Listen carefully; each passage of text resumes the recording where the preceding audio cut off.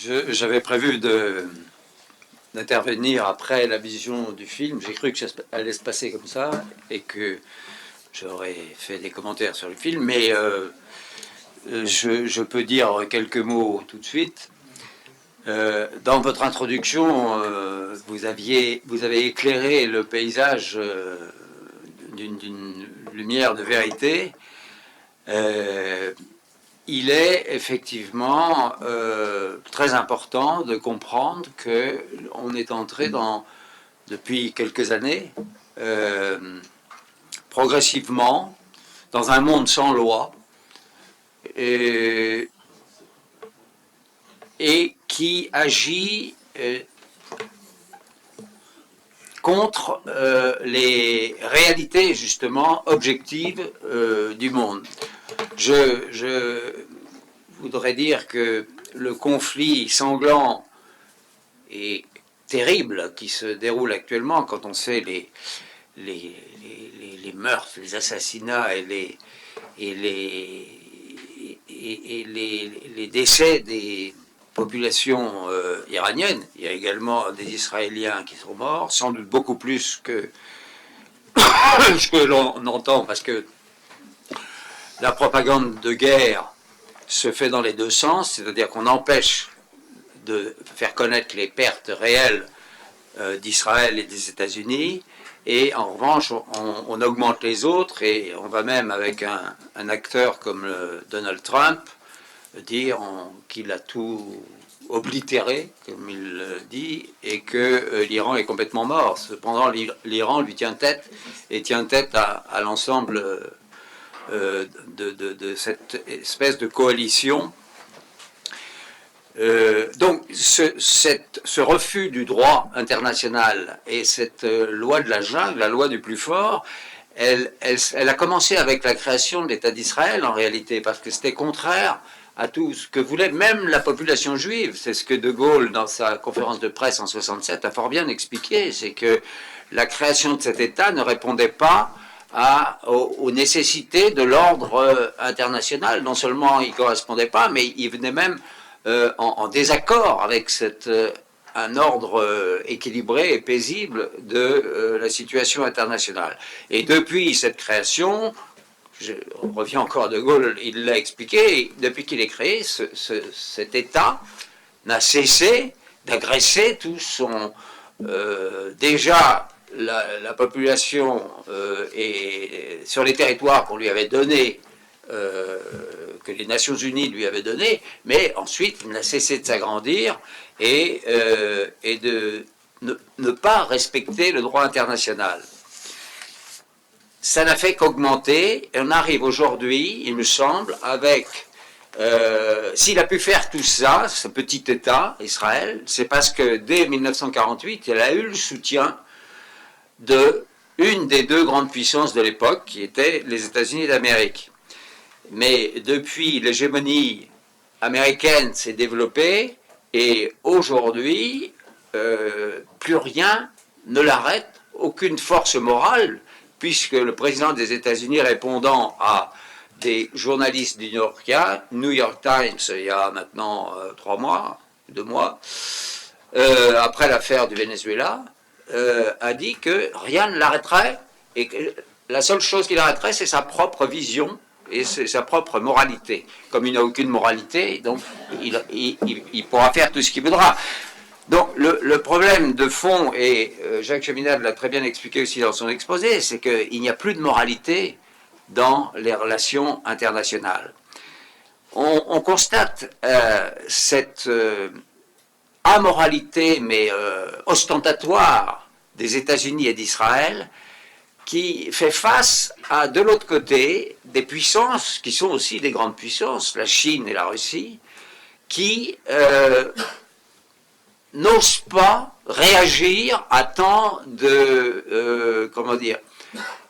d'extraordinaires, d'attitudes extraordinaires, d'attitudes qui n'est pas normale, parce qu'ils savent bien que si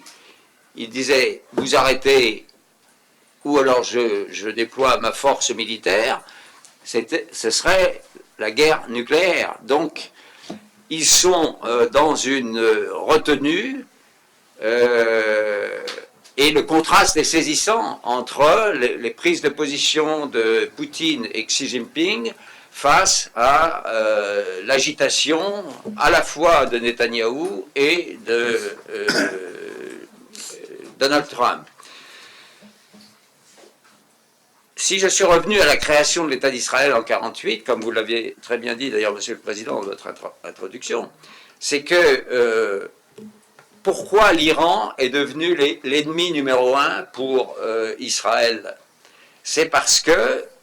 dès sa création, la République islamique d'Iran en 1979, République islamique chiite, a pris la défense de la cause palestinienne. Or, la Palestine était composée autrefois d'une majorité de musulmans sunnites, beaucoup de chrétiens, ils ont énormément diminué parce qu'ils ont été obligés de partir à cause des conflits, justement, et donc, c'est majoritairement des musulmans sunnites. Et c'est bien, ce qui est caractéristique, c'est que cette puissance, qui est aussi une grande puissance, l'Iran, et qui s'enracine dans l'immense culture perse, cette puissance a dépassé ses propres intérêts religieux, si je puis dire, puisqu'elle a délibérément apporté son soutien à la cause palestinienne dès le début, et donc des chiites soutenant des sunnites. Une autre preuve de ce dépassement des clivages religieux au sein de la société musulmane, c'est le travail extraordinaire que le général Qassem Soleimani avait fait pour dépasser justement ce clivage entre sunnisme et chiisme. Et il a obtenu des résultats extraordinaires, et on peut dire que l'accord d'avril 2023 à Pékin, signé entre l'Arabie saoudite et l'Iran, était une victoire post-mortem de Qassem Soleimani, car quand il a été tué à Bagdad, en mission officielle, il venait pour préparer une rencontre justement entre, je ne sais plus quel dirigeant, mais enfin entre l'Arabie saoudite et des responsables iraniens. Donc son travail a été, en plus de son génie militaire, si on peut dire, car il a su organiser la résistance militaire à l'impérialisme américain en intégrant les concepts de la guerre du faible au fort, la guerre des commandos, et il a obtenu, là aussi, dans ce domaine strictement militaire, des réussites énormes sur le terrain. Si le Hezbollah est devenu ce qu'il est devenu, si les Houthis aussi sont devenus ce qu'ils sont devenus, en Irak également, Ash al-Shaabi et l'autre milice chiite qui est dans l'axe de la résistance, sont des résultats du travail de Qassem Soleimani. Et aujourd'hui, Israël ne pouvant pas, voyant bien l'aura, parce qu'en plus, l'Iran était non seulement une grande puissance qui développait son influence dans cette Asie occidentale, je dis bien toute l'Asie occidentale, l'Iran a une influence parce que c'est non seulement une puissance forte, mais c'est une puissance qui apporte des valeurs qui sont universelles. Alors qu'en face, nous avons un tout petit État qui, lui, ne pense qu'à des valeurs égoïstes concernant son propre avenir. Donc, on est avec la lutte de la Palestine et le soutien que l'Iran lui a apporté dans l'exacerbation aujourd'hui de cette attaque qui a été déclenchée d'une façon d'ailleurs mensongère dans les déclarations officielles des différents dirigeants, et notamment de Donald Trump et de son équipe, Pete Hegseth et les autres.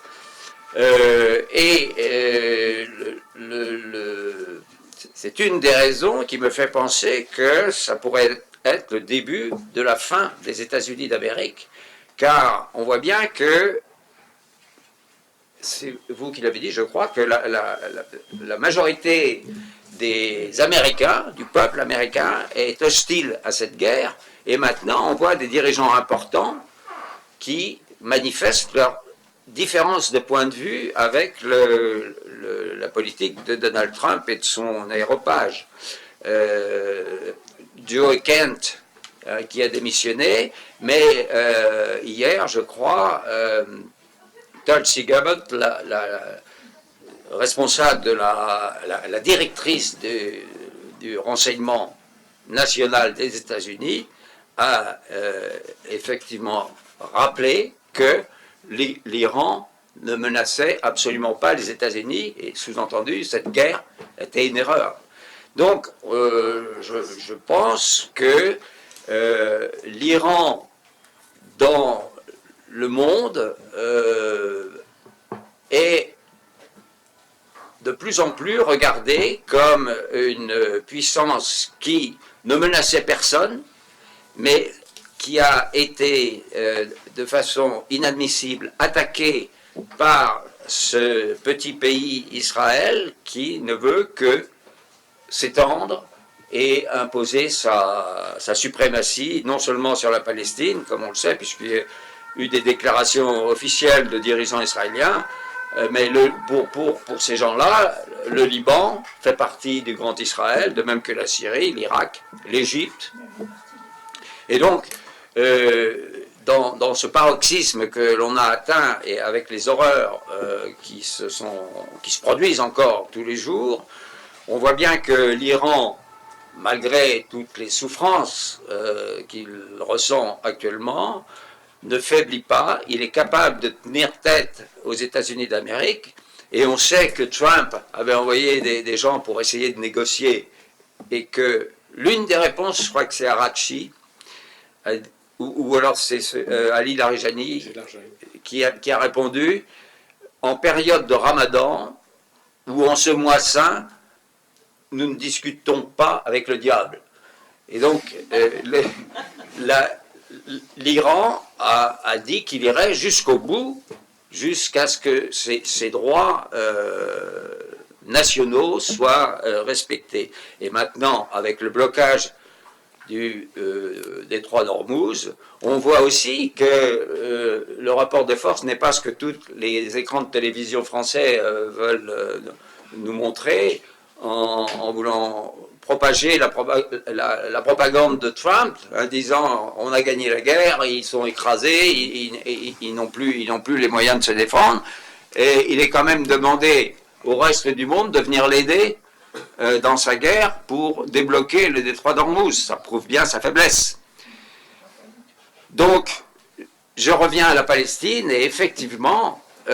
cette guerre Israël-États-Unis contre l'Iran, c'est le paroxysme de la lutte des Palestiniens contre la dépossession de leurs terres par Israël, et hélas, dans un monde qui a perdu tout honneur et toute morale, et qui n'ose pas s'opposer à Netanyahou et surtout au président américain, car Netanyahou est, on ne sait pas s'il est en enfer ou s'il est encore quelque part qui se cache, puisqu'on n'a pas entendu parler de lui depuis longtemps, mais quoi qu'il en soit, il ne peut faire, lui et son équipe, ce qu'ils font que parce qu'ils ont le complet soutien des États-Unis d'Amérique.